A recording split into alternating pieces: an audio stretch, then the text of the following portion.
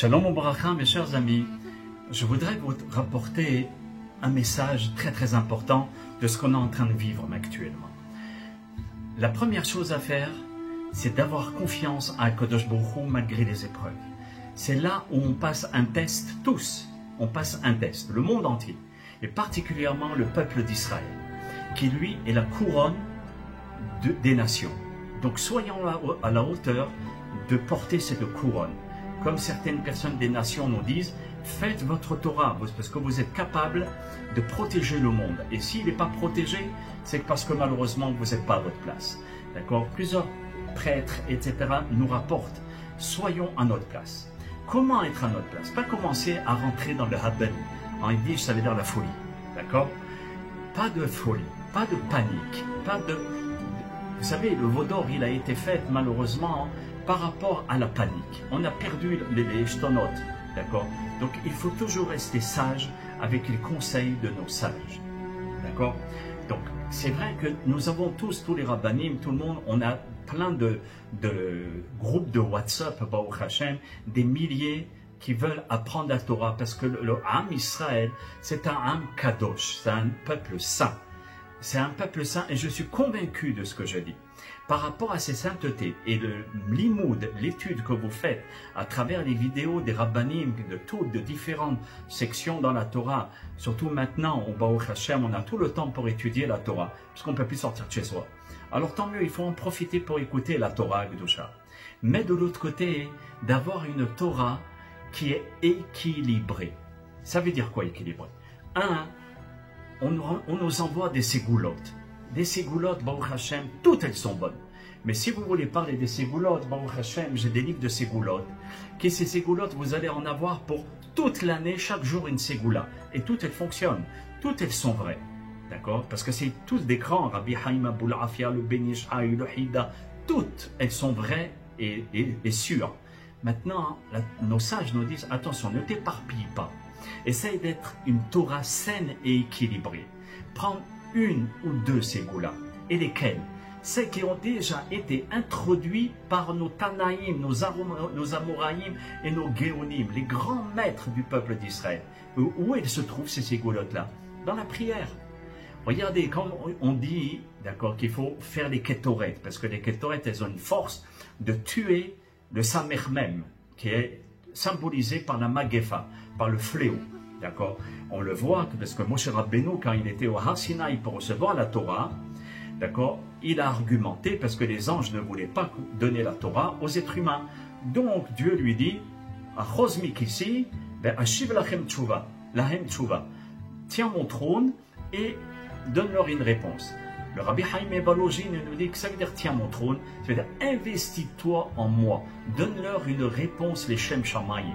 Et c'était quoi la réponse de Moshe Rabbeinu? Il aura carrément tout répondu, mais les Ma'an pour vraiment la Torah. Et chaque ange il lui a donné la réponse en disant vous avez la mitzvah de Kevod Avaim, du respect des parents, vous n'avez pas de parents. Bien qu'en réalité ils ont. D'accord, mais dans un plan spirituel. Mais Moshe Rabbeinu leur a prouvé que la Torah ne s'adressait pas aux parents qui sont attachés aux anges, mais bien les parents des êtres humains, parce que eux c'est dur pour faire la mitzvah de Kevod Avaim. Et c'est pour cela qu'on a un grand mérite, etc. Donc, pourquoi je vous rapporte cette Gemara? Parce que Moshe Rabbeinu, à ce moment-là, quand il a convaincu tous les anges, qu'est-ce qui s'est passé? Tous les anges l'ont remercié et lui ont donné un cadeau. Et parmi tous ces anges, il y avait le Samermen, le Satan, l'ange de la mort, l'ange qui donne carrément les mauvaises choses sur terre. Mais c'est aussi un employé de Dieu, c'est un ange. D'accord? Il est au service d'Akadosh Baruch Hu, cet ange-là. Et donc, s'il bouge, c'est parce que le grand patron a dit, vas-y. Et donc, lui a donné les Kétoret, ces 11 encens, qui avaient une force de, maintenant on ne connaît plus ces encens, donc on n'a plus le droit de le faire parce qu'on n'a plus de temple et on ne connaît pas ces encens, d'accord, d'une manière précise. Alors on les lit les Kétoret comme je vous ai envoyé, et d'autres rabbanim vous ont envoyé, et si Dieu veut, je vais essayer de vous les envoyer en français parce qu'il y a beaucoup de monde qui m'ont demandé, il y a autant de force, d'accord, c'est sûr que l'hébreu est toujours supérieur, comme je vous ai envoyé dans la halachot. Mais maintenant, lorsqu'on va lire les Kétoret, où elles sont les Kétoret? Dans la prière, au début de la prière et à la fin de la prière de Shahrit, au début de la prière de Minha. Et malheureusement, on les saute et on commence directement et c'est la mode de pouvoir, ok, Vayomer Boaz la Kotzrim. Boaz c'était un prophète, un juge, et il dit aux Kotzrim, aux ceux qui moissonnaient, c'est une phrase qu'on dit, ok, la Kotzrim ça veut dire couper l'herbe, mais ça veut dire ceux qui font très court et très rapide, d'accord. Vayomer Boaz la Kotzrim, à ceux qui rapetissent la prière ou bien qui enlèvent des parties, Hashem imachem, que Dieu soit avec vous, exclamatif. Ça veut dire qu'ici, lorsque l'on va faire la prière, surtout maintenant, on va inclure les kétorettes. En français, en yiddish, en espagnol, en anglais, mais au moins de les inclure. Parce que ça a été le cadeau du Satan qui nous dit, regarde, prends-les. Tu en auras besoin pour protéger le peuple d'Israël. Et donc, lorsqu'il y a eu la Magéfa, le fléau qui s'est abattu dans le désert quand le Ham Israël avait fauté avec Zimri ben Salou, d'accord, qu'est-ce qui s'est passé? Un par un, il mourait. Pinhas, alav shalom, il a pris les kétorettes et hop là, il les a propagés dans le peuple et le Satan ne pouvait plus rentrer dans le peuple. C'est comme une muraille que l'on construit autour de nous. Donc je ne vais pas trop m'attarder par rapport à la ségoula de kétoret, mais prenez une ségoula qui a déjà été mentionnée par les grands maîtres de la Torah. Une autre ségoula de votre choix, ça en fait deux. De bien les tenir, de bien les faire, et plus s'attarder à la qualité et non pas à la quantité. Je sais que notre monde maintenant c'est la quantité. On fait un tas de choses, d'accord, et c'est tout du plastique, des traweh, ok, et ça tombe en panne, etc. Nous, on va faire des mitzvot d'une qualité exceptionnelle qu'on va donner à Hachem. Et pour cela, il faut faire peu, mais bien. Vous voyez? Pareil en ce qui concerne par rapport aux vidéos, ça veut dire lorsqu'on envoie des vidéos sur certains rabbanim, que je n'ai rien contre eux, parce qu'ils ont raison, mais attention, de ne pas tomber dans la folie.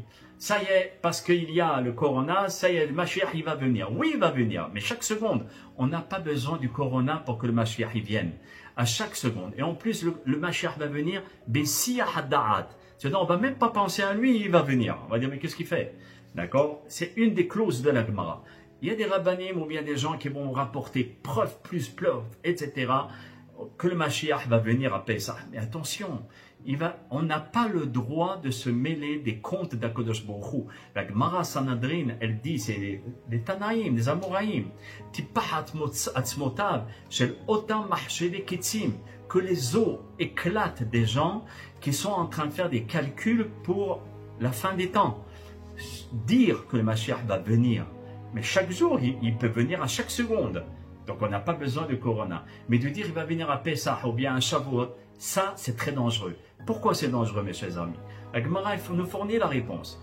Parce que malheureusement, le peuple d'Israël est tout excité et tout le monde est enthousiasmé. Ça y est, il va venir, et blanc. Et donc là, on décourage le peuple d'Israël, premièrement. Mais deuxièmement, on se fait passer pour des rigolos. Tous ces gens qui vont dire c'est le Mashiach, il est pour Pessah ou Shavuot, peu importe la date, ne te mêle pas des comptes d'Akadosh Baruch Hu. Il ne faut pas se mêler de ses comptes à lui. C'est lui le grand boss, c'est lui qui détient la couronne. D'accord? Nous, on est là pour le servir. Et comment le servir? De faire ce qu'il nous demande de faire. Il ne nous demande pas de commencer à le cerveau des bénis Israël rend foutre les gens en disant ça y est. Vous savez, il y a 30 ans, il y a 40 ans, je me souviens même en Eretz Israël, des grands hachamim m'ont dit Pessah, il va venir, le Mashiach va venir, et il y a un grand hacham qui a dit ne partez pas aux États-Unis, c'était des grands millionnaires, ils sont restés à Pessah. Et le Mashiach n'est pas venu, pas parce qu'il s'est trompé, mais parce que malheureusement on n'a pas eu le mérite. Il faut avoir le mérite. Donc, faisons tout pour qu'on puisse avoir le mérite de recevoir Mashiach Tzidkenu Bekarov Mamash, mais pas en se mêlant des comptes d'Akadosh Baruch Hu. Nous faisons notre mission, et Akadosh Baruch Hu, lui, fait ça, ce qu'il lui a rapporté, ce qu'il doit faire.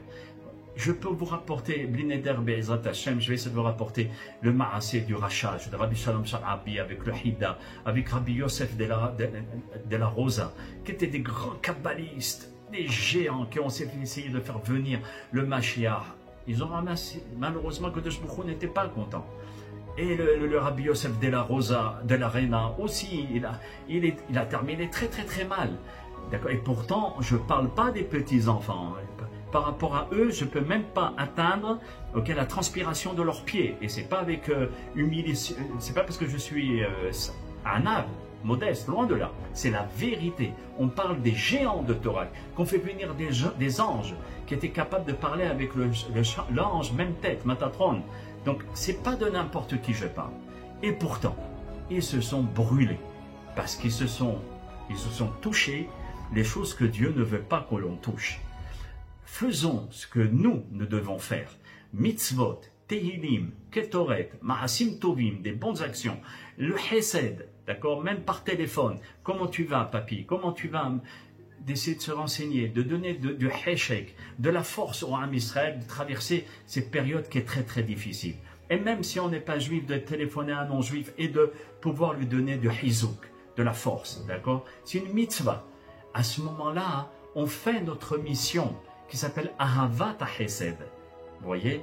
Et Hachem Yitbarach, lui, on lui laisse la couronne, on lui laisse sa mission de nous faire venir le Mashiach qui, j'espère, comme tout le monde, j'espère qu'il va venir le plus tôt possible. Amen. Et chaque jour, Anima Amin, Beimuna Shelema, Bebiyata Mashiach, Anima Amin.